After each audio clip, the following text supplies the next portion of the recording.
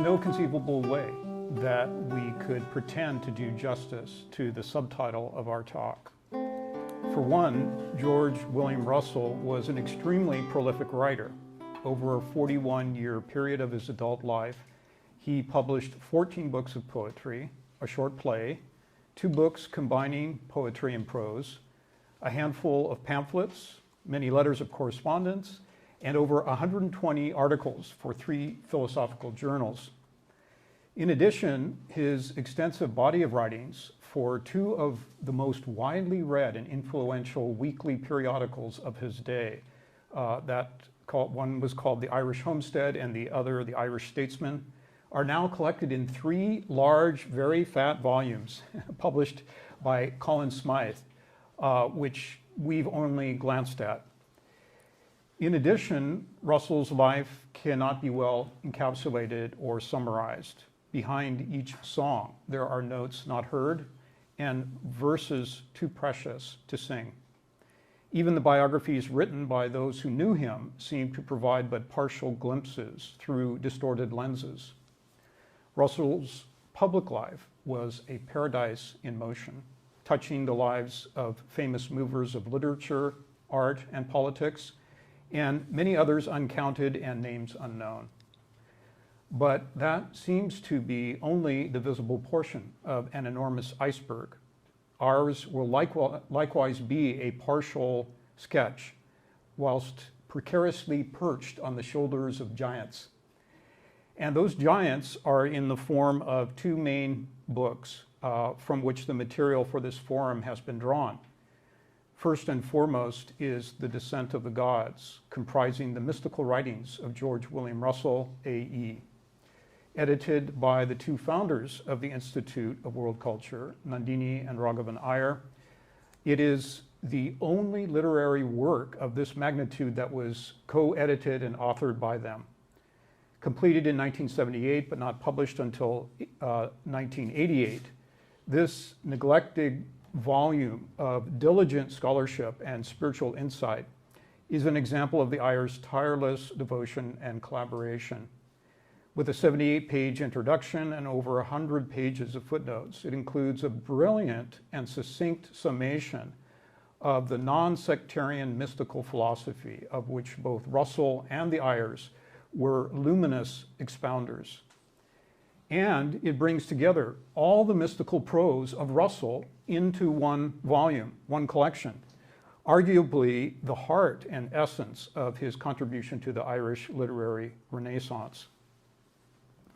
In my view, this is the finest and most penetrating overview you will ever find of Russell's mystical quest.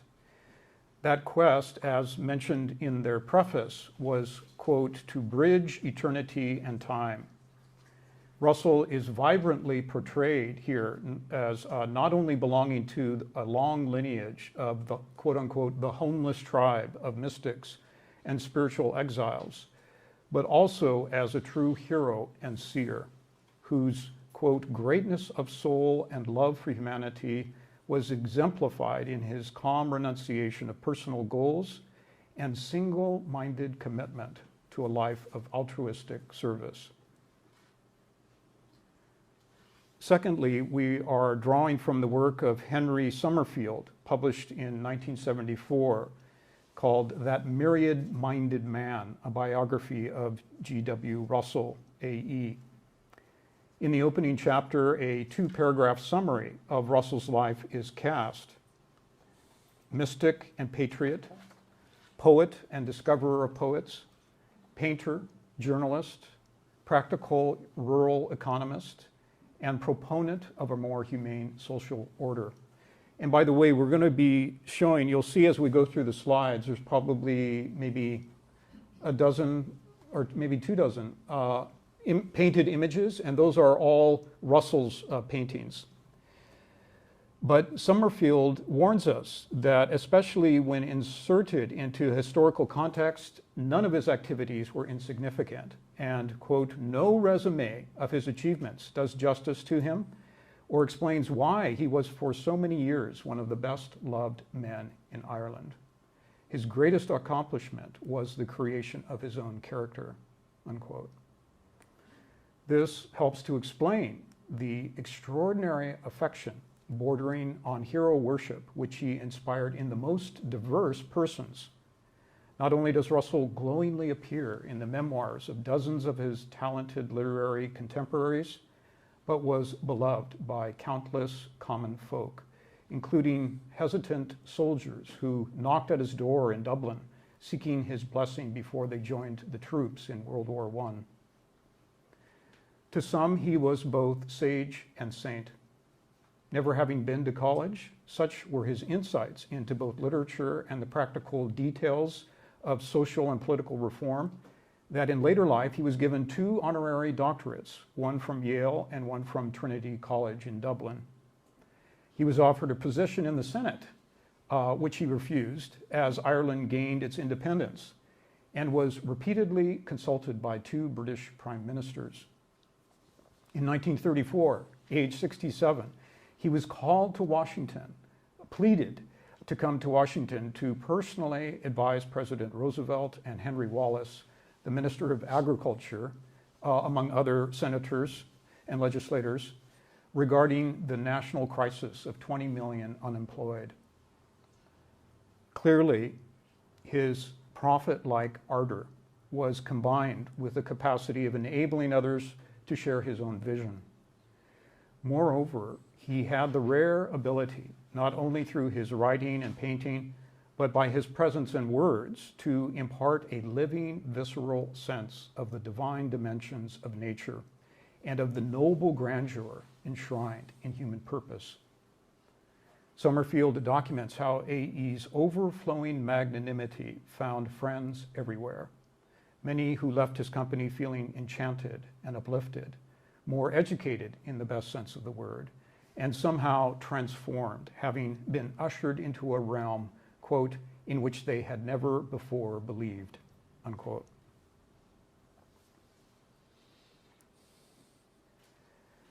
George William Russell was born on April 10th, 1867 in the small Ulster town of Lurgan, Ireland, a small market town surrounded by lush countryside. The youngest of 3 children, his parents were devout members of the Protestant Church of Ireland with strong evangelical leanings. While little is known about his early life, in the first chapters of Song and Its Fountain, which is a collection of essays that was published in 1932, 2 experiences are recounted by him. Those memories were activated later in life, he wrote, as a result of the diligent practice of Pythagorean review and self-examination. And this is all, a selection from this chapter is given in the reading that was published on the IWC website. It's very much worth reading more than once because it's very dense. When properly cultivated, he explained, this form of review and practice will activate latent capacities of recollection and allow us to travel back in time to the earliest years of our lives with clarity, recalling even soul memories, both inward states and outer events. 2 golden moments were thus recovered by him. The first was around the age of 4 or 5, he says, where, quote, where beauty first dawned on me, unquote. Lying in the tall grass, he became enchanted by the glittering gold of a clump of daffodils. The radiant beauty of pure color appeared as the expression of a higher mind and suffused with heavenly meaning. Because of this soul-nurturing experience, for Russell, goodness and truth would ever be linked to beauty. The second experience he relates was that which opened his heart to the ethics of selfless service. Still a child, he was deeply touched by the story of a dying woman who wept a quarter of an hour before she died because she could not leave her bed to help a sick neighbor. According to Russell, both of these events repeatedly reverberated throughout his life. At the age of 10, his family moved to Dublin, and in his middle school years, Russell was recognized as having rare literary and artistic instincts. He was nicknamed the genius winning prizes for mathematics, French, classics, English, and handwriting. He was gifted with a nearly photographic memory for the written word, and despite the sectarian focus of his education, he nurtured the imagination by his private reading of varied literature. This included the stories of Kipling and the Arabian Nights, medieval romance novels, and the poetry of Tennyson. Around the age of 15 or 16, while on holiday, Russell underwent another spiritual awakening, beautifully described in the first chapter of The Candle of Vision. Published in 1918, The Candle of Vision is a deeply moving collection of essays and Russell's most popular and acclaimed prose work.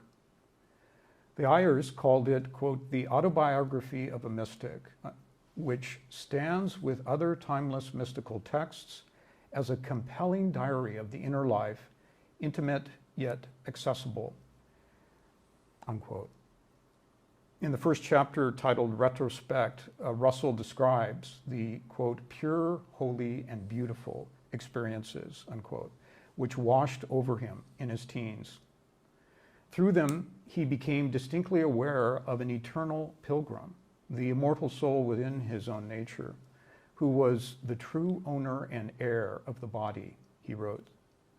Though not yet purified of all worldly dross, this inner self was inextricably bound to other immortals of a like nature that he also perceived. Gazing upon him from the true home of man, he wrote, for brief moments he, quote, seemed to mix with their eternity, unquote. This was accompanied by a profound sense of the divine presence pervading the whole of nature. The visible world became like a tapestry, blown and stirred by winds behind it. If it would but raise for an instant, I knew I would be in paradise. Every form on that tapestry appeared to be the work of gods. Every flower was a word, a thought. The grass was speech. The trees were speech. The waters were speech. The winds were speech. They were the army of the voice, marching on to conquest and dominion over the spirit. And I listened with my whole being, and then these apparitions would fade away, and I would be the mean and miserable boy once more. So might one have felt who had been servant of the prophet, and had seen him go up in a fiery chariot, and the world had no more light or certitude in it with that passing. Russell initially thought these temporary raptures were of his own creation and ownership, but he soon realized that such vanities made him outcast. They no more belonged to him than the mountains and oceans. And in the years that followed, as he loosened his inverted grip, egotistic grip, one might say, on the experience, deeper veils lifted. So did I feel one warm summer day, lying idly on the hillside, not then thinking of anything but the sunlight and how sweet it was to douse there, when suddenly I felt a fiery heart-throb, and knew it was personal and intimate, and started with every sense dilated and intent, and turned inwards. And I heard first a music as of the bells going away, away, into that wondrous underland whither, as the legend relates, the Danann gods withdrew. And then the heart of the hills was open to me, and I knew there was no hills for those who were there, and they were unconscious of the ponderous mountain piled above the palaces of light. And the winds were sparkling and diamond clear, yet full of color as an opal, and they glittered through the valley, and I knew the golden age was all about me. And it was we who had been blind to it, but it had never passed away from the world.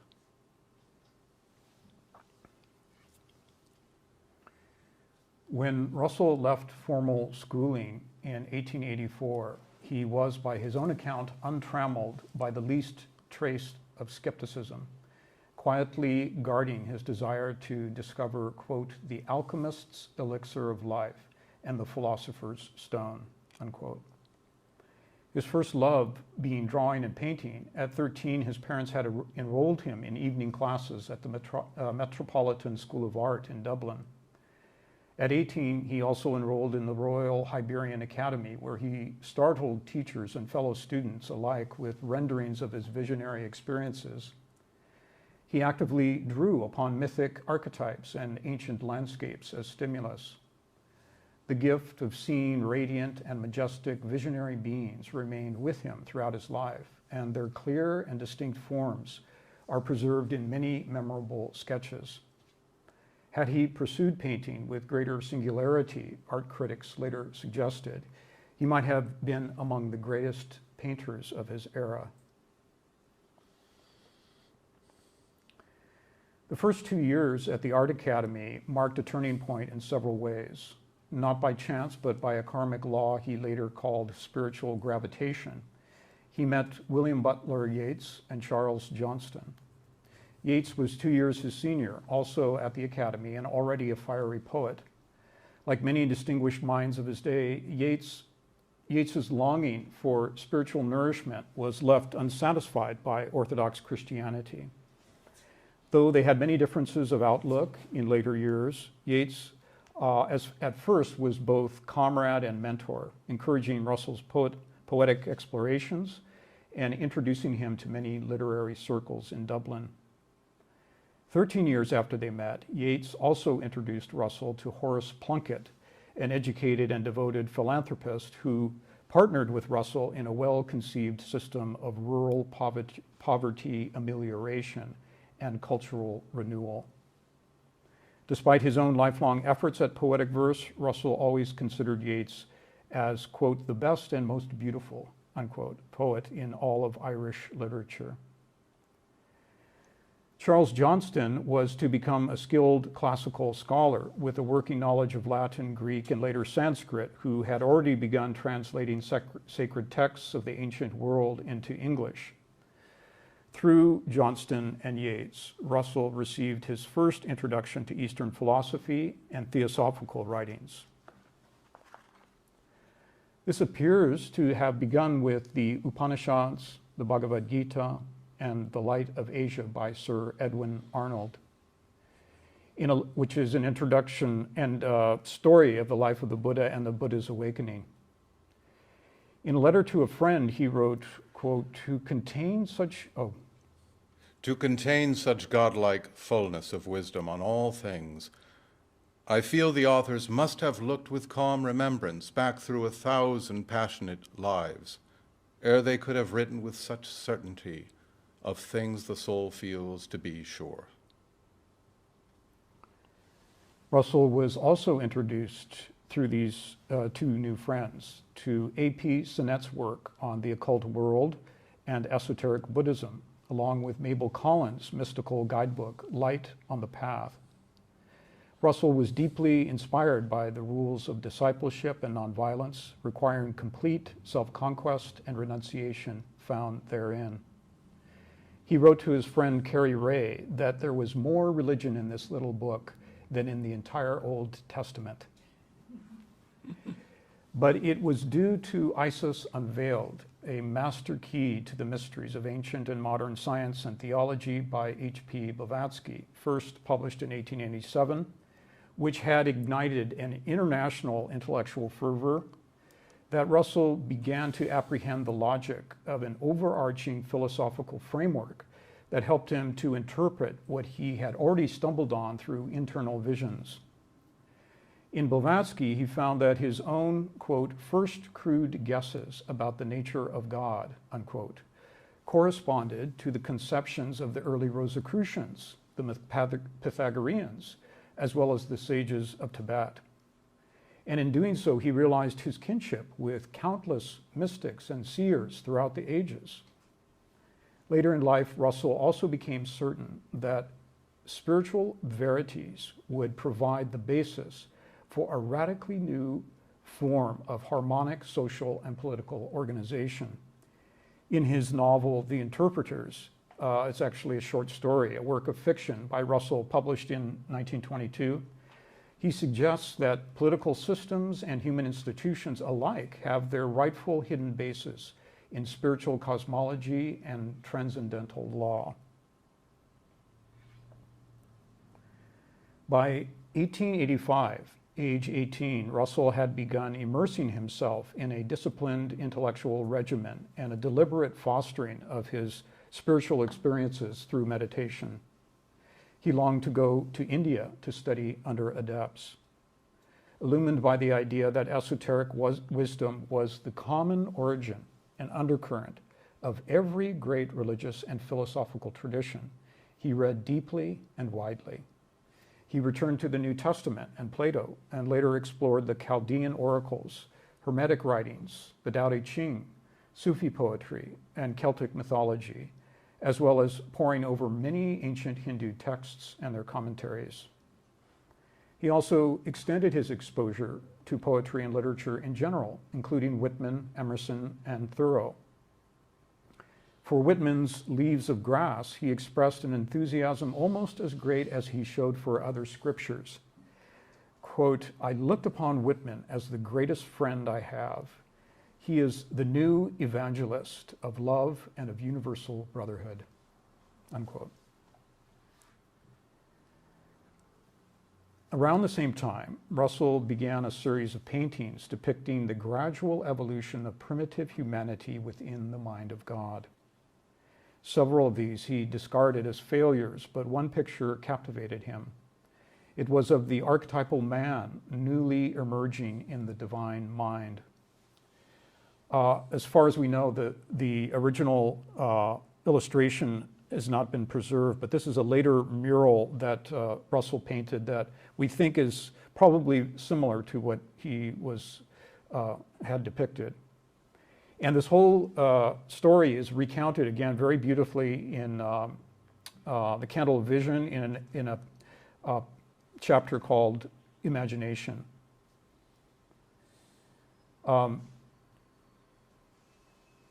He was so moved by this picture that he had drawn that during a holiday in Armagh, he sat intently awake through the entire night, inwardly seeking a proper name for the image. While thus dilated, he felt a presence beyond his own mind about to speak. Finally, it whispered to him, "Call it the birth of Aeon." The following day, still meditative, he glimpsed the archetypal mystery which the name evoked. It was a drama later connected with what he called the hero in man, the myth of Prometheus and divine light of Christos. These, he asserted, were in fact different names for a singular host which rebels against the mere beatitude of heaven to wrest out of the elemental chaos of human life a world for the spirit of wisdom to manifest. 2 weeks later, while searching for an art journal in the Dublin Library, he chanced upon an open dictionary of religions. The first word that caught his eye was aeon. It was defined there as a mystic name the Christian Gnostics used for the first beings emanated from the Godhead. He trembled. Here was confirmation that his inner communications were more than mere fancy and perhaps even recollections drawn from previous lives.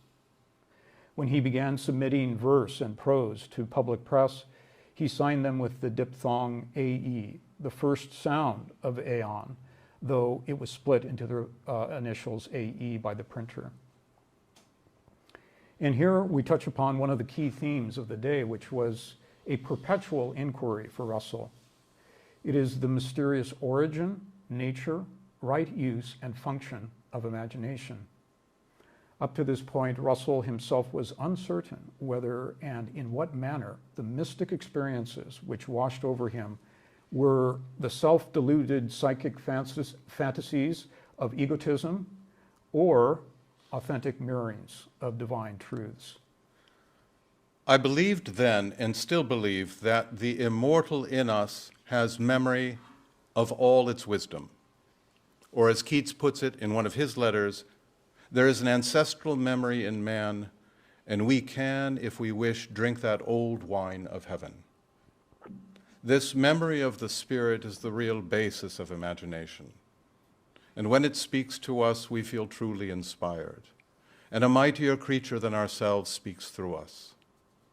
I remember how pure, holy, and beautiful these imaginations seemed, how they came like crystal water, sweeping aside the muddy current of my life, and the astonishment I felt. I, who was almost inarticulate, to find sentences which seemed noble and full of melody sounding in my brain as if another and greater than I had spoken them. And how strange it was also, a little later, to write without effort verse, which some people still think has beauty, while I could hardly, because my reason had then no mastery over the materials of thought, pen a prose sentence intelligently. I am convinced that all poetry is, as Emerson said, first written in the heavens. That is, it is conceived by a self deeper than appears in normal life. And when it speaks to us or tells us its ancient story, we taste of eternity and drink the soma juice, the elixir of immortality. According to the late Professor Henry Corbin, who spent his life devoted to studies in comparative philosophy, religion, and esoteric Islam, the vast and complex idea of imagination and its field of activity was called alam al-mithal by the Sufis. It is a multi-layered metaphysical world between the phenomenal world and that of pure unity. It is composed, he writes, of idea images, essential meanings, and confraternities of spiritual beings by which divine realities are made intelligible. Corbin cites it as an organ of knowledge which does not so much create as discover. In both Christian and Islamic mysticism, as in the Theosophists and Neoplatonists of the Renaissance, he wrote, quote, "We encounter the idea that the Godhead itself possesses the power of imagination," unquote. By imagining the universe, he or it brings it into manifestation through the eternal virtualities and potencies of his own being. The more consciousness is aligned with truth and pure love, the more the act of imagination becomes a self-conscious organ of this deific, cosmogonic imagination. This coincides with what is said of the rishis of ancient India, of the Buddha, Pythagoras, and other great spiritual teachers and adepts. They were seers, not fabricators of new religions, who, with a vision grown sun-like, could penetrate the veils of visible nature, even witnessing the birth of suns, planets, and humanities. These are experiences beyond what language or art can express, and so we are left with myth, allegory, and symbol. We find all of this suggestively echoed in A.E.'s poem on karma, written in simple, accessible verse. Karma. All that was harsh or sweet to me was brought through some affinity with soul or sense or thought. I complain not nor wonder, just was my lot. I asked the wise to say, why are we heir to the wonder of the sky, the shining there? What justice gave to me this star-enchanted air? Is there still in us a heaven-descended ray of that which built the palaces of night and day? Do our first works, sun, moon, and stars, shine on our clay? Oh, how my heart leaps up. It can laugh, it could fly, even in dream being knit to that majesty. Though long past from our glory, I can sing, I could fly.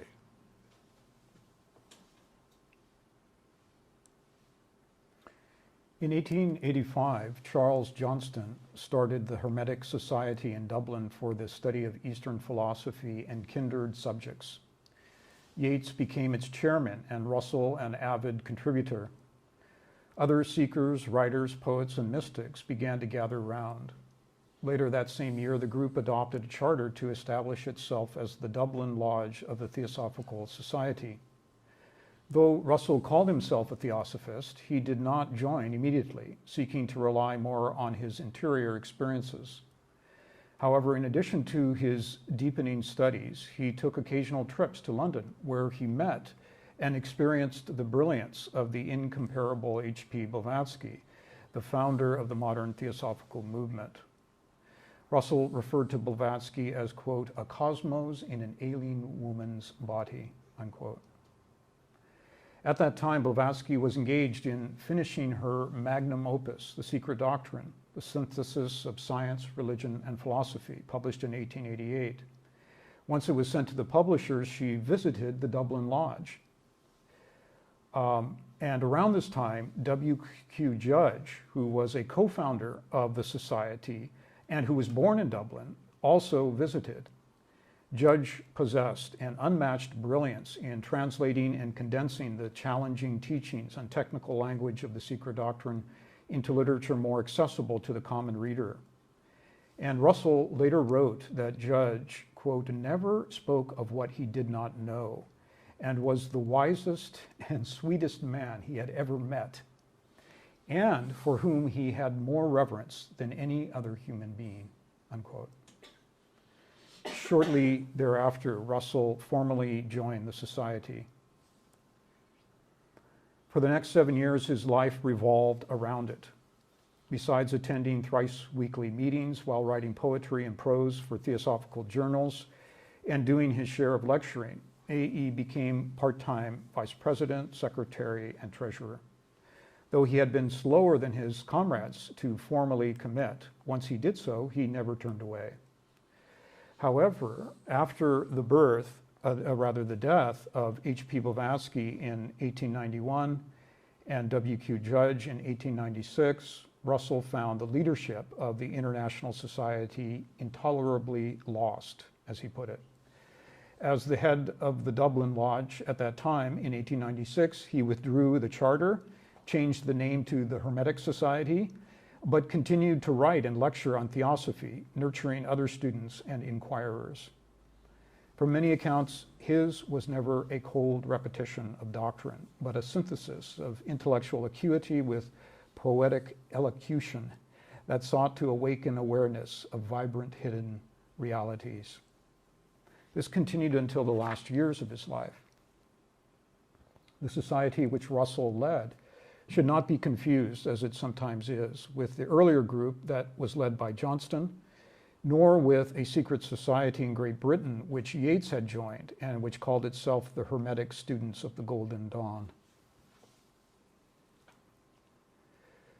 Late in life, and despite his own extensive literary outpouring, in characteristic modesty, Russell wrote, I had no private doctrine, nothing but HPB, eked out for beginners by W.Q. Judge, the Bhagavad Gita, Upanishads, Patanjali, and one or two other classics. My own writing is trivial, and whatever merit is to be found in it, it is due to its having been written in a spiritual atmosphere generated by study of HPB and the secret books of the East.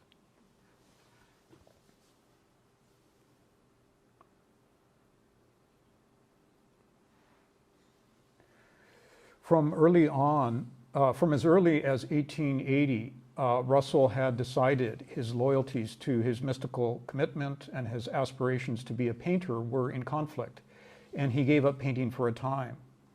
He took up a post as a clerk at Pym Brothers and Company, a large Dublin drapery, working 9 hours a day, 6 days a week, making the equivalent of a mere $50 a year. But as the Irish described, this was sufficient to give him the economic security he needed during the next 7 years as he poured his energies into the altruistic path of self-knowledge. His experience with the word aeon led him to believe in the divine origins of classical language roots, and he spent months brooding over the letters of the alphabet, hoping to discover their primeval meanings. In 1887, he co-authored an article with Charles Johnston entitled The Speech of the Gods, which conveyed the fruit of their explorations. Despite the hot, dreary, gas-lit interiors of PIMS, Russell's visionary experiences did not wane. These waking dreams would fall upon me at any time, while I was at work, or in the streets, or in the country roads at night. Once I was walking down a passage in the great building where I was employed over 40 years ago, a passage which led from one office to another. And in that dim lighted corridor, my imagination of myself was suddenly changed, and I was a child and was looking upward to a dawn of faintest yellow, behind snowy peaks made blue and shadowy by that glow. The mound on which I stood was brown and bare, as if it had been baked by the heat of fierce suns. The boy I had become was gazing in adoration at the high and holy light. He was celestially transparent, pure and virgin. He chanted a divine name, and a fire that was heaven-born leaped from his heart. And for an instant the child was a delicate lyre whose strings quivered, echoing the song of Brahma. Then all that faded, and I was again in the offices at PIMS. And I'm afraid for the moment I was not doing their work, but was finding words which might hold that remote ancestry memory. Faint grew the yellow buds of light, far flickering beyond the snow, as leaning o'er the shadowy white, morn glimmered like a pale primrose. Before that glamour had obliterated the corridor, I was intent on the work I had to do, and this interruption of vision was like the sudden flowing into a cloudy river of crystal clear water from some tributary descending from high hills.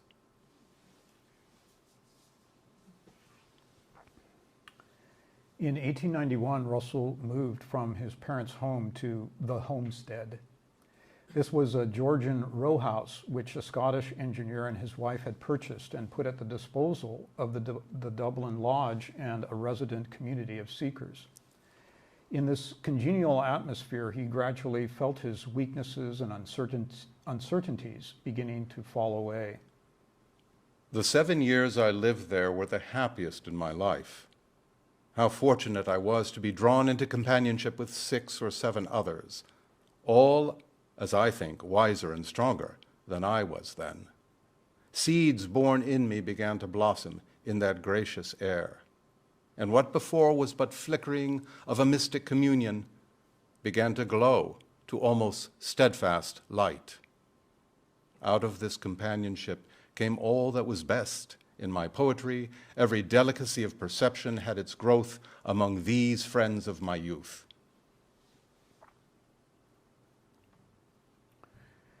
Russell never regretted skipping a university education, for his life at the lodge more than compensated.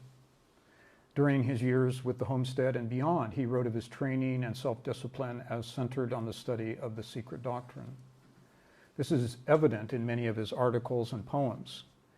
In 1892, he resumed painting, including murals on the walls of the lodge, every aspect of which was precisely chosen and carefully placed within the larger composition as symbolic of some aspect of the philosophy he had embraced. Despite his shyness and modesty, Russell's capacity to move audiences became evident. P.L. Travers, the famed author of Mary Poppins, and Ella Young, a mythologist, poet, and author of children's books, both contributed to the Celtic literary revival, and both were among 3 generations of Irish writers befriended and mentored by Russell. In 1925, Miss Young emigrated to the U.S. to hold the chair at UC Berkeley for 7 years in Irish myth and folklore. In her memoirs, she writes of being deeply impressed by A.E. while attending the Dublin Lodge. Quote, "The tall, slender, bearded man who rose at the back of the room and who did not seem to be human, but rather the vehicle through which some being, rainbow-hued and unearthly, manifested himself," unquote. Such was P.L. Travers' love and respect for Russell that she traveled to his bedside to help nurse him in his final days. One of Russell's favorite literary forms was the aphorism, in which thinkers like Blavatsky, Patanjali, and Chinese philosophers and others embodied a profound insight in a few brief phrases. He would often ponder over one of these sayings for weeks at a time, endeavoring to fathom its deeper meaning. To an Indian who later complimented him on his insight into Hindu thought, he replied, quote, "There is nothing to be surprised at. I've had to sweat for it," unquote. The Bhagavad Gita became A.E.'s favorite scripture, the essence, he called it, of human wisdom, with its call to meditation, selfless devotion, and renunciation in action. It became one of the chief inspirations of his work for Ireland, as it was of Mahatma Gandhi's devoted labors for India. Its teaching lies behind many simple sayings A.E. often repeated, such as, quote, "Let the joy be in the doing and not in the end," unquote. The intensity of A.E.'s efforts at meditation are beautifully characterized in a chapter by that name in The Candle of Vision. There is no personal virtue in me other than this, that I followed a path all may travel, but on which few do travel. It is a path within ourselves, where the feet first falter in shadow and darkness, but which is later made gay by heavenly light. As one who has traveled a little on that way, and who has had some far-off vision of the many-colored land, if I tell what I know and how I came to see most clearly, I may give hope to those who would fain believe in that world the seers spoke of, but who cannot understand the language written. None need special gifts or genius. Gifts? Ha! There are no gifts. For all that is ours, we have paid the price. Our religions make promises to be fulfilled beyond the grave, because they have no knowledge now to be put to the test. But the ancients spake of a divine vision to be attained while we are yet in the body. Though I am blind, I have had moments of sight. Though I have sinned, I've been on the path. Day after day, at times where none might interfere, and where none through love or other cause were allowed to interfere, I set myself to attain mastery over the will. I would choose some mental object, an abstraction of form, and strive to hold my mind fixed on it in unwavering concentration, so that not for a moment, not for an instant, would the concentration slacken. It is an exercise, this, a training for high adventures of the soul. It is no light labor. The plowman's cleaving the furrows is easier by far.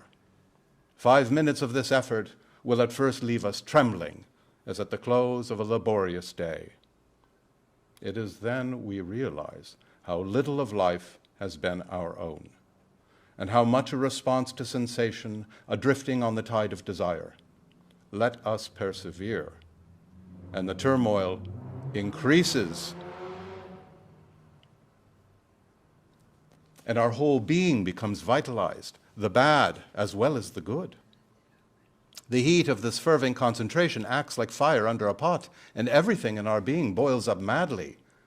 What man is there who thinks he has self-control?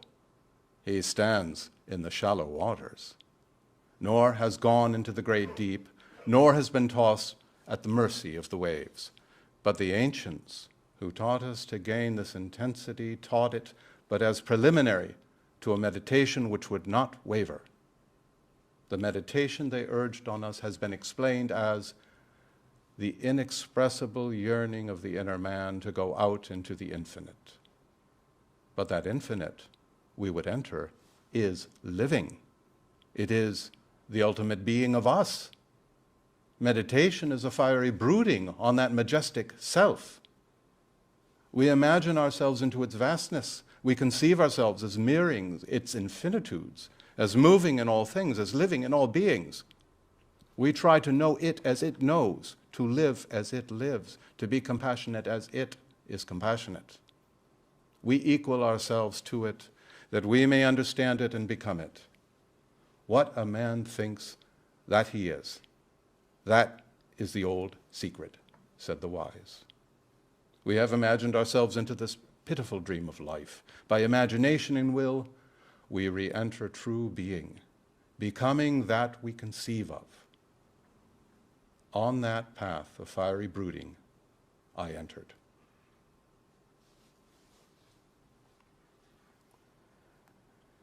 Like many mystics, A.E. was convinced that individual consciousness was but a tributary of the collective consciousness of humanity. In one of his early poems titled Deep Sleep, he wrote, "And all my thoughts are throngs of living souls." In the whole body of his verse, he said, this was the line that carried the most meaning. Because unity is a fact in nature, proper meditation would begin to unveil our divine origins. The deeper our union with our boundless self, A.E. affirmed, the closer our bond with seen and unseen persons, thus doing them incalculable good. He assured his lifelong friend, Carrie Ray, "You will find yourself much closer to humanity in your inner nature than in your material contact with them. I felt this some few evenings ago, when within myself and far away the stir of the long imprisoned souls of men seemed to reach me. When we sink within ourselves, when we seem most alone, in that solitude we may meet multitudes."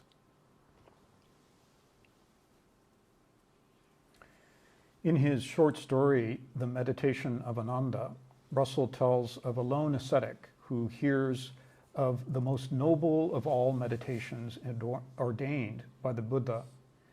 It is that in which the mind imagines pervading 1/4 of the world with thoughts of love unstinted, and so the second, and so the third, and so the fourth, and thus the whole wide world above, below, around, and everywhere does he continue to pervade with heart of love far-reaching, grown great, and beyond measure.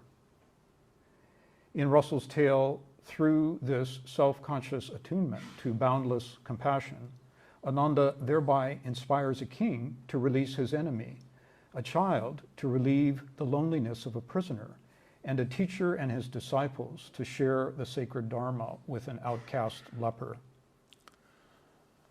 A thought is a real force. The universe was born out of divine thought. And man, when he really thinks or truly imagines an ideal, is setting real forces at work, which will finally bring about events and happenings in his life and the life of his country. So it comes. There are ties which bind us to people other than those whom we meet in everyday life. I think they are the most real ties, most important to understand. For if we let our lamp go out, some far away who had reached out in the dark and felt a steady will, a persistent hope, a compassionate love, may reach out once again in an hour of need, and finding no support, may give way and fold the hands in despair.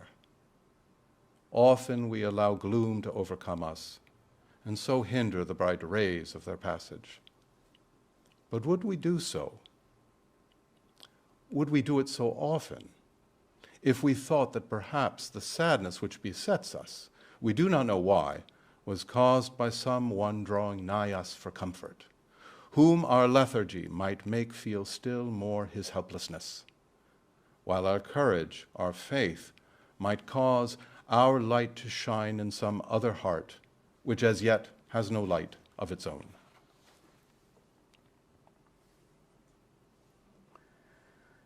A.E. found in Theosophy an additional confirmation of the intuitions he carried since his early teens. It was the conviction that every human soul was a king in pauper's clothing, a fallen god who had willingly abdicated its heavenly station, descending into the world of matter with the intention of remolding it to a divine salvific pattern. Though the inevitable suffering the descent entails, or through that suffering, the elixir of a deeper, eventually perfected wisdom would be garnered. And this is why he said there is both a purgation and a sweetness that comes with suffering. His faith in this innate heroism and perfectibility of the human soul meant a reverence was due, even towards the most mean and wretched of persons. All this was fundamental to his conception of the ideal of human brotherhood and sisterhood, which was the aspect of theosophy that always meant the most to him. In 1895, Russell discovered for the first time his Celtic heritage. In 1878 and 1880, an Irish barrister named Standish O'Grady published 2 volumes titled A History of Ireland, a retelling of Celtic myths largely centered on the story of Cuchulainn, the greatest of the legendary Gaelic warriors. There was the soul of a people, its noblest and most exalted life, symbolized in the story of one heroic character. When I read O'Grady, I was as such a man who suddenly feels ancient memories rushing at him and knows he was born in a royal house, that he had mixed with the mighty of heaven and earth and had the very noblest for his companions. I felt exalted as one who learns he is among the children of kings. In The Secret Doctrine, H.P. Blavatsky drew upon many of the world's mythologies to demonstrate how a single, once universal cosmological science underlies them all. She does mention the ancient Celtic tradition, but without much detail. By 1895 AE, his imagination, captivated by O'Grady's history, began to follow her example, though without claiming any authority or finality. Articles on this topic began appearing, including The Legends of the Ancient Ire, Celtic Cosmology, In the Shadow of the Gods, and many others, along with dozens of poems. The Ires confirm and help clarify many of the correspondences that are suggested by AE. The boundless Lir, for example, the Celtic god of the ocean, is identified with the face of the deep of the Gospels, the Hindu Parabrahm, or one reality beyond all dualities. It is called Ein Sof in the Kabbalah, the chaos of Homer and Hesiod. It is also the night of time, from which the Celtic sacred hazel, the tree of being, arises. The symbol of the great world tree is found in many traditions, such as the Ashvatha tree of Hinduism, called Yggdrasil in Nordic mythology. The primordial children of the unknowable Lir, called Manannan, Dana, and Angus, correspond to the divine trinities found in many traditions, the triune aspects of the word or verbum, both pre-cosmic and cosmic. Manannan was the father of the Celtic gods, the Ancient of Days, corresponding to primordial consciousness, the cosmic mind or Mahat of Hinduism, and for AE, the divine imagination. It is Manannan who emanates 7 divinities, the branches of the hazel tree of life. The sacred 7, also found in many traditions, are the primordial differentiations of a singular trunk, called the Dhyanis in theosophical thought. They are said to be the agents of karmic and cosmic law, the intelligent noumenal causes emerging from their divine home to animate the entire hidden architecture of nature before becoming what we call visible nature. The Celtic Dana or Danu was the mother of the gods, collectively called Tuath de Danann, Old Irish for the peoples of the goddess Danu. Dana or Danu corresponds to the Greek Gaia, and in her ultimate character, the Hindu Mula Prakriti, undifferentiated primordial substance, providing the material basis for all life forms. The Gnostic Sophia is Aditi Vak, also divine wisdom and the hidden properties of spiritual sound and light, inseparable from the third person of the Celtic triad, Angus.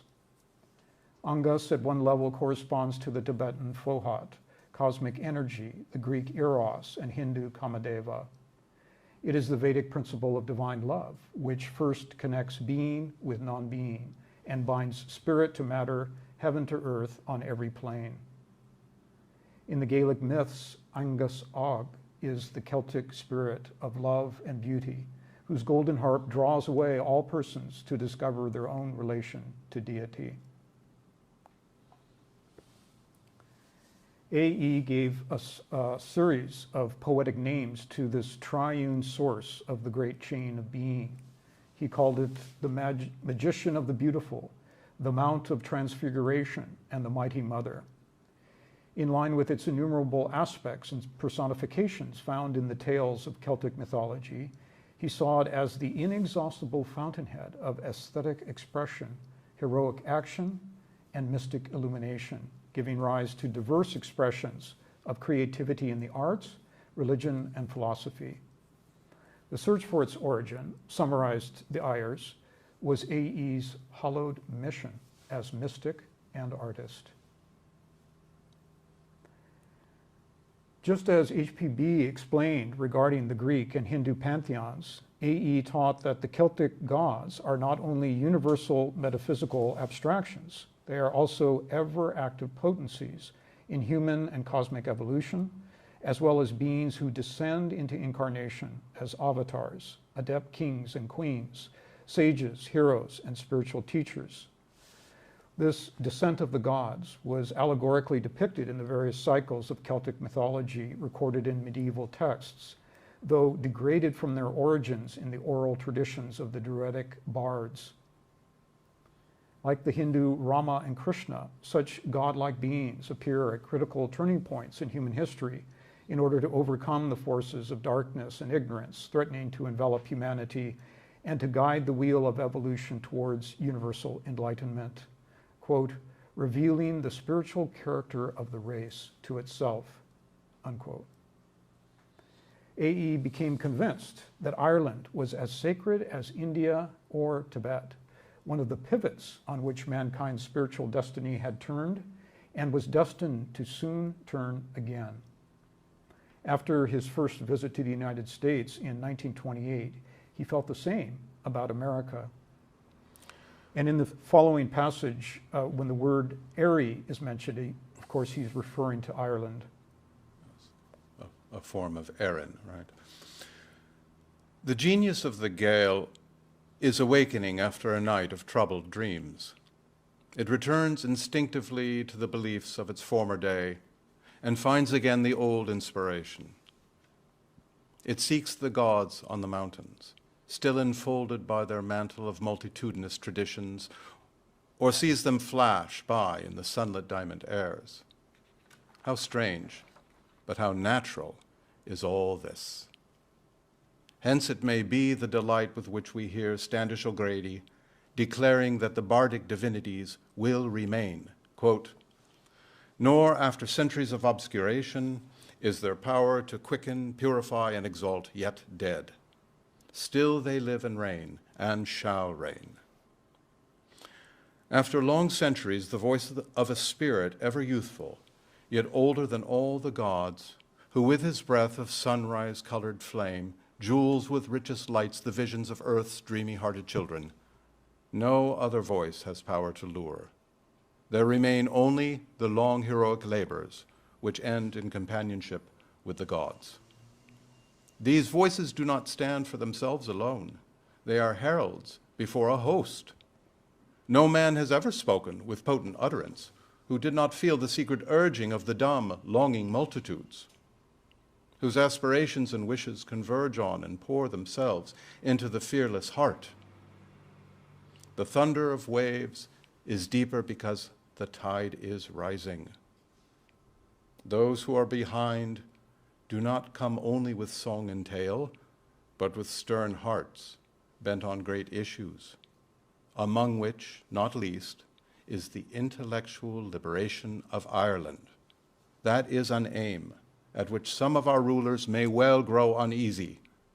Soon shall young men, fiery-hearted, children of Erie, a new race, roll out their thoughts on the hillsides, before your very doors, O priests, calling your flocks from your dark chapels and twilight sanctuaries to a temple not built with hands, sunlit, starlit, sweet with the odor and incense of earth. From your altars call them to the altars of the hills, soon to be lit up as of old. These heroes I see emerging. Have they not come forth in every land and race when there was need? Here too they will arise. Ah, my darlings, you will have to fight and suffer. You must endure loneliness, the coldness of friends, the alienation of love, warmed only by the bright interior hope of a future you must toil for but may never see, letting the deed be done its own reward, laying in dark places the foundations of that high and holy area of prophecy, the Isle of Enchantment, burning with druidic splendors, bright with immortal presences, with the face of the everlasting beauty, looking in upon all its ways, divine with terrestrial mingling, till God and the world are one. There waits brooding in this isle a great destiny. And to accomplish it, we must have freedom of thought. That is the greatest of our needs. For thought is the lightning conductor between the heaven world and earth, but this high spirit is stifled everywhere by a dull infallibility which is yet unsuccessful on its own part in awakening inspiration. There are despotic hands in politics, in religion, in education, strangling any attempt at freedom. With the young men who throng the literary societies, the intellectual future of Ireland rests. In them are our future leaders. Out of these, as from a fountain, will spring what? Will we have another generation of Irishmen at the same level as today, with everything in a state of childhood, boyish patriotism, boyish ideals, boyish humor? Or will they assimilate the aged thought of the world and apply it to the needs of their own land? I remember reading somewhere a description by Turgenev of his contemporaries as a young man, how they sat in garrets drinking execrably bad coffee and tea. Oh, but what thoughts! They talked of God, of humanity, of Holy Russia. And out of such groups of young men, out of their discussions, emanated that vast unrest which has troubled Europe and will trouble it still more. What is the ideal of Ireland as a nation? It drifts from mind to mind, a phantom thought, lacking a spirit, but a spirit which will surely incarnate. Meanwhile, we must fight for intellectual freedom. We must strive to formulate to ourselves what it is we really wish for here, until at last the ideal becomes no more phantasmal, but living, until our voices and aspiration are heard in every land, and the nations become aware of a new presence amid their councils, a last and most beautiful figure, as one after the cross of pain, after the shadowy terrors, with thorn marks on the brow from a crown flung aside, but now radiant, ennobled after suffering, airy, the love of so many dreamers, priestess of the mysteries, with the chant of beauty on her lips and the heart of nature beating in her heart.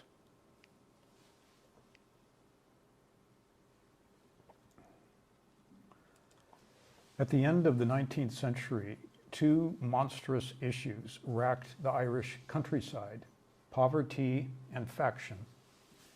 The Great Famine of the 1840s was still a living memory, and large-scale emigration had dwindled the population to about half its pre-famine level. The bulk of the population worked the land and tried to make a meager living by farming inefficiently on tiny plots. Many of them lived in small cottages, and some in one-room mud or stone cabins with a single window. Some shared their homes with farm animals, even pigs and cattle.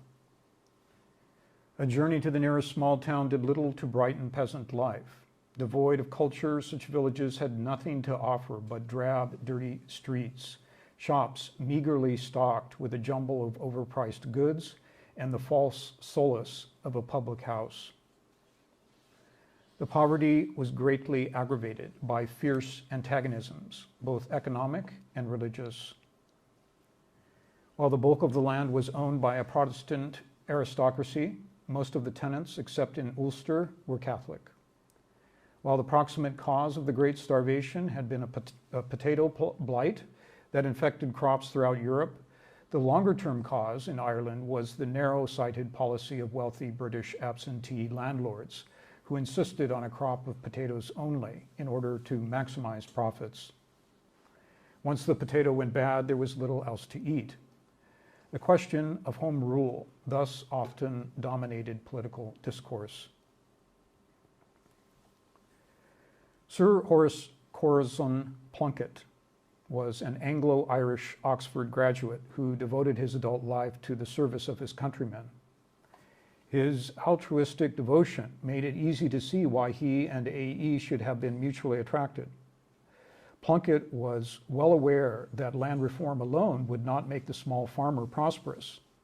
The typical Irish farmer was technically backward in both method and finance practices. So were the country shopkeepers on whom they depended. Plunkett warned that the Gombe man, the moneylender, who was usually also a shopkeeper, would replace the greedy landlord. Instead, he sought to establish a series of small, community-based Raffesan cooperatives. Frederick Raffesan founded the first rural credit union in 1864 in Flammersfeld, Germany. Motivated by the misery of the poor during the winter famine of 1846-47, he founded a community-built bakery and distributed bread on credit to the poorest amongst the population. This was not simple charity, but benevolent assistance. Credit meant that the poor would also need to assist with bread making or other labor in payment. Raffesan was convinced that in order to fight poverty, one should fight dependency first. Based on this idea, he came up with the 3S formula: self-help, self-governance, and self-responsibility. This applied to the policy of communal microlending as well. The Raffesan system became the basis of co-op banking all over Europe, America, and eventually India. In 1894, Plunkett founded the Irish Agricultural Organization Society, IAOS, to promote the development of such cooperative institutions in rural Ireland. He soon began to feel that its greatest benefits were moral. Catholics and Protestants, nationalists and unionists were beginning to work harmoniously together in the cooperative societies, and members were becoming more self-reliant and self-confident, taking a new pride in their country. In 1897, A.E. accepted a position under Plunkett, fully concurring in his aims and ideals, and was determined to work for human brotherhood through the cooperative movement. Two other students of the Hermetic Society also took employment in the IOAS as well. Along with organizing on behalf of communal material welfare, Russell sought a cultural renewal through rural education. In his eyes, this was inseparable from a true spiritual revival centered on Gaelic ancient history and folklore. These were no fairy tales at all, he was convinced, but druidic wisdom clothed in story, still rich with the mysteries of nature, with moral ideals and nobilities that would lift the spirit. Revived through literature, art, and theater, knowledge of Ireland's ancient heritage could be made available to the poor. In this way, he was convinced he would help prepare Irish men and women for the great destiny which awaited them. Russell accepted only a small salary for his commitment, claiming that no man deserved more for his labor. Already well-versed in business methods, A.E. mastered the principles of communal credit without difficulty and set off for Mayo in December of 1897 at a time when only 3 credit banks existed in Ireland. Years later, using the editorial "We," he wrote an account of his first formal encounter with the peasants of the West. We prepared our first cooperative speech with great care and delivered it with fervor and, as we believed, eloquence to an audience of Mayo farmers, and sat down flushed and expectant of many converts. Well, out of the brooding silence rose the parish priest, who put matters straight. What he means to say is that if any of you want a pound to buy a young pig's, he can get a loan of it by paying 1 penny. And he went on to reduce our eloquence to simple English. That was a never-to-be-forgotten lesson. It was that boiling down of our remarks which created the society in that district. Never again did we strive to be eloquent when organizing.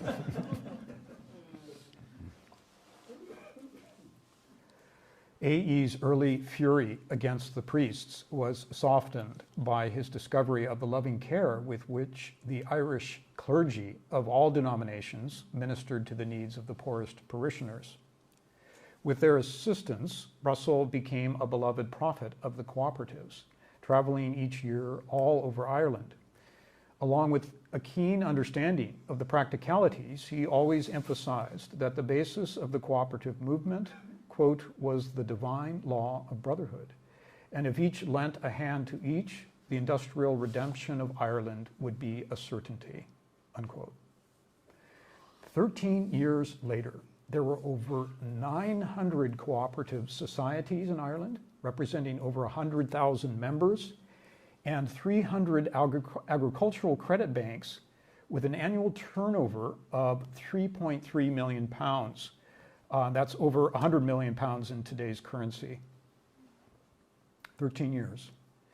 Besides devising unique plans for district cooperatives, counseling their establishment and maintenance, A.E. later envisioned a day when the whole of Ireland would be united in a great commonwealth.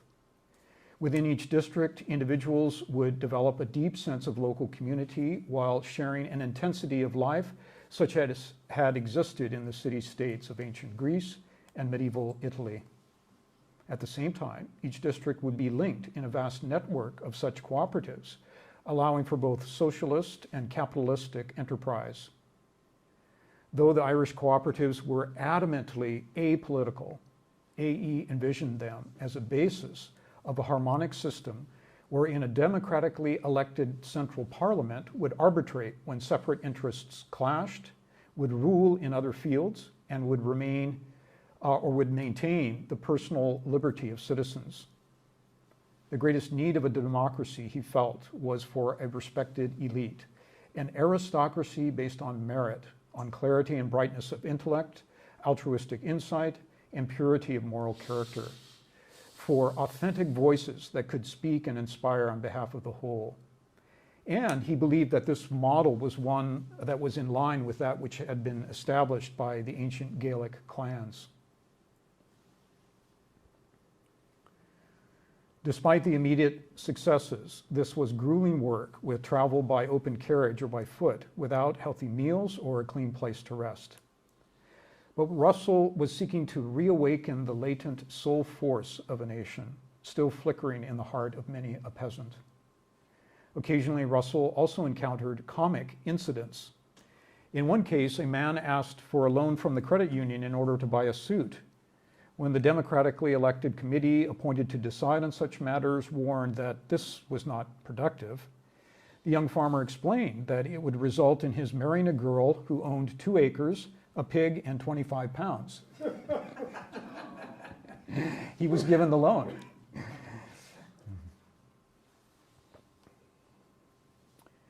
In 1908, H.F. Norman, a co-worker in the co-op movement, hearing A.E. address a meeting of about 40 farmers in County Cavan, observed the following, quote, "The spare figure bent above a listening audience, to whom listening seems indeed an unwanted activity. As he diagnoses for them their common economic infirmity, patiently and simply expounding the technique of the remedy, His face is grave and taut. Eloquent the message, but never rhetorical, though now, at a close, as his voice ascends to its treble notes, he is appealing to these rough-handed, dark-visaged, somber, realistic, unprosperous men of the spade and hoe to think rather of each other and of their mutual hopes and difficulties than of their own several toils and needs. The audience sits tense, rapt, elevated. His dream of brotherhood descends on them. They rise to it. When he ends, there is a relief of emotional tension, an intake of deep breath, such as follows the close of a big symphony.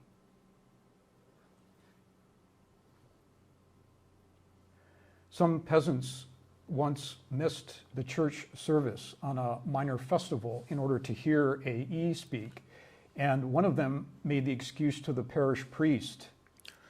Sure, and wasn't we doing just as good as to be at Mass, listening as we was to George's sermon? The priest who told the story concluded by admitting, And in the name of God, I think they were. Horace Plunkett wrote of A.E., quote, "I have never seen such a natural self-effacement, and this for the service of humanity. Upon no scheme of compensation here or hereafter, he outdreams us all."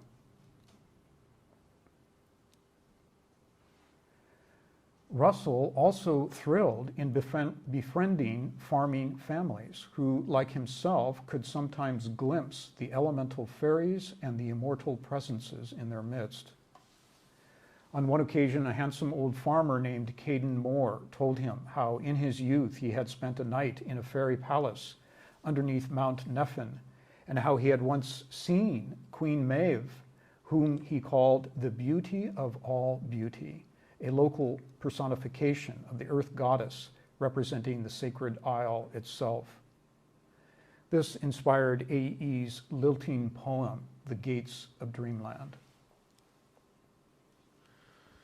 It's a lonely road through bogland to the lake at Carrymore, and a sleeper there lies dreaming where the water laps the shore. Though the moth wings of the twilight and their purple are unfurled, yet his sleep is filled with music by the masters of the world. Though your Colleen's heart be tender, a tenderer heart is near. What's the starlight of her glances when the stars are shining here?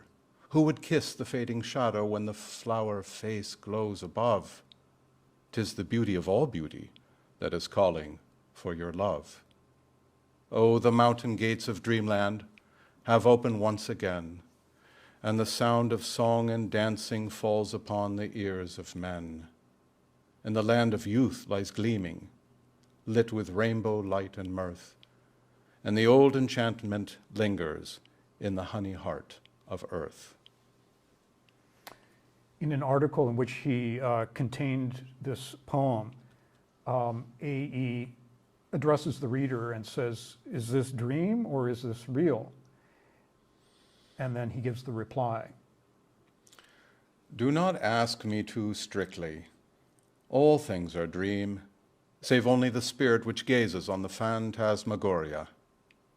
And those dreams endure most which most fitly accord with its immortality.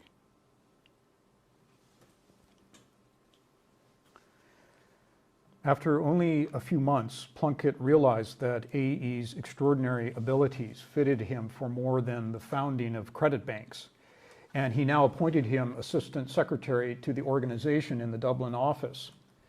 In 1905, this led to him becoming the editor of the Irish Homestead, a non-profit weekly newspaper founded by Plunkett, which served to disseminate both world news and cooperative news, rural science, and technical details of progressive farming practices. The editorship was an exacting task, and A.E. transformed it into a more broadly educative one. Increasingly, it included poems and short stories, historic or mythic, along with commentary on cultural events. In time, the newspaper grew to an international readership. George Bernard Shaw called it the best weekly paper of its kind in the world. When government and advertising funding subsided in 1923, the Homestead evolved into the Irish Statesman, also a weekly paper, which went on for another 7 years. Besides articles by Russell, contributors included the best in then contemporary Irish writing, including poetry, fiction, and nonfiction. In these pages, A.E. solidified his international acclaim, not only as spokesman of the agricultural cooperatives, but as a leading intellect, creative idealist, wise connoisseur of world culture, and voice of the national conscience. In addition, besides Plunkett, A.E. found himself in company with President Theodore Roosevelt, the Russian anarchist Kropotkin, as well as both Gandhi and Tolstoy, all who were seeking a humane alternative to the grim, machine-like society based on urban industry. Russell pointed to an awful warning, the life of Britain's industrial masses, a life further off from beauty, he wrote, more remote from spirit, more alien from deity than that led by any people hitherto in the memory of the world.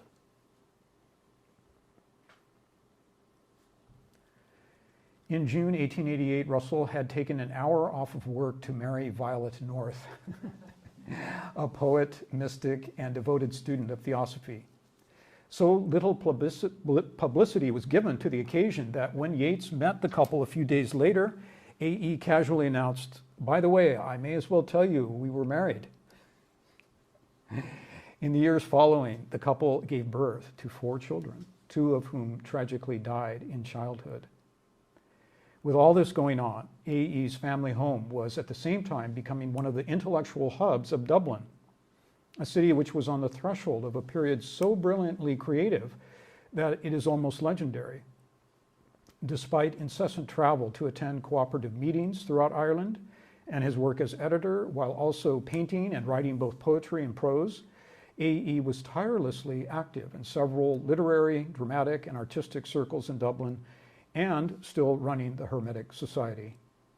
It was in these circles, wrote Summerfield, that the embryo of a new Ireland was being born. While A.E. enjoyed both friendship and opposition from some of the brightest minds and mature writers like Yeats and James Joyce, Lady Gregory and Alistair Clark, he also gathered round him a circle of young men and women who were just discovering the pleasure of putting words together. To these poets in the making, he was mystic, prophet, schoolmaster, and companion. From the testimony of the many who benefited, A.E.'s generosity in suggesting ideas, subjects, and plots to other writers was boundless, and he never revealed what he had contributed to their works. Both his office and home became places of pilgrimage for innumerable travelers, Irish and foreign, statesmen, artists, playwrights, and farmers who wished to meet the, quote, formidably accomplished but invariably approachable sage, unquote. In a country seething with many hatreds, men who were irreconcilable political enemies met peacefully there. On Sunday nights, in the Russells' crowded living room, ideas of all kinds, economic, political, mystical, and literary, were freely discussed and intertwined. The discourse, we're told, would continue into the early hours of the morning.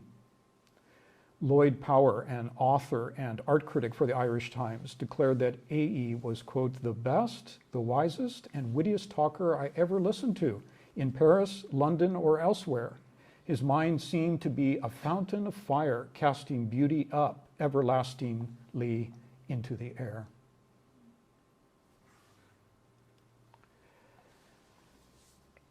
An attempt to summarize the historic changes that took place in Ireland, Europe, and America in the last 22 years of Russell's life would be far beyond the scope of this forum.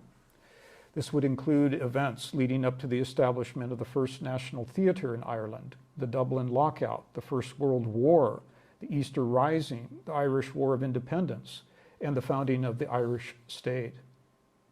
In his book on this period, published in 2003 by Nicholas Allen. It's titled George Russell, A.E., and the New Ireland, 1905 to 1930. He traces the impact of Russell's ever-flowing waterfall of ideas and keen observations. In an era prior to radio and television, where pamphlets, periodicals, and books were the most effective means of widespread public influence, he finds A.E.'s voice as writer and editor to be focused upon and impacting every major controversy.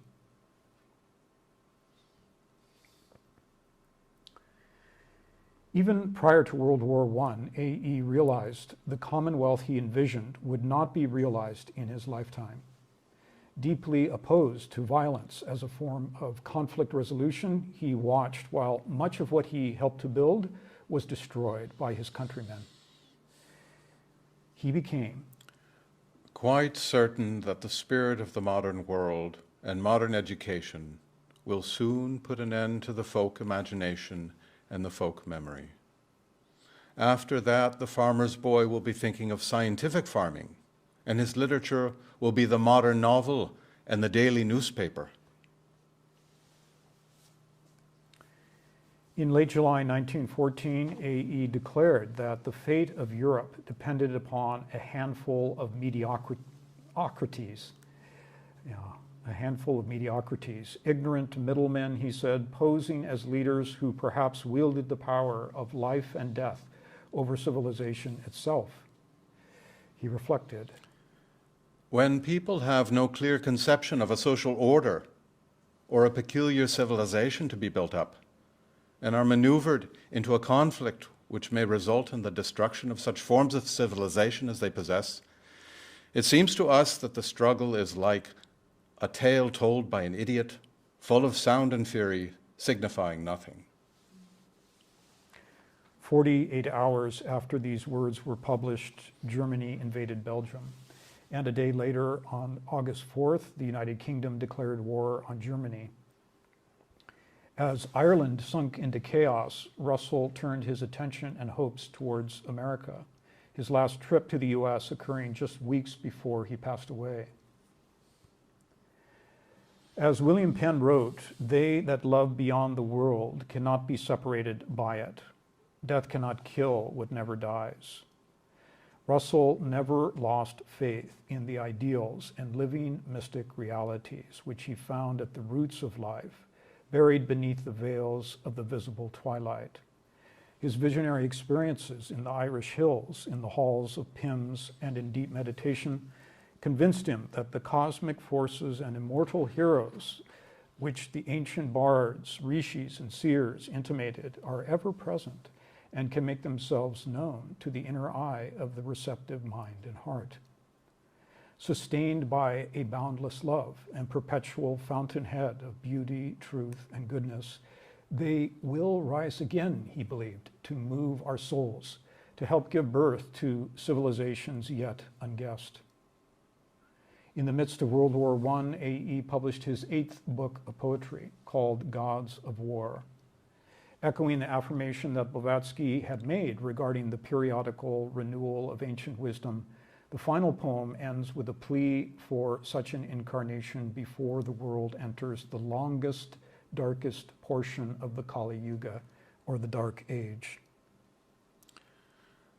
Send forth, who promised long ago, I will not leave thee or forsake, someone to whom our hearts may flow with adoration, though we make the crucifixion be the sign, the meed of all the kingly line. The morning stars were heard to sing when man towered golden in his prime. One equal memory let us bring before we face our night in time.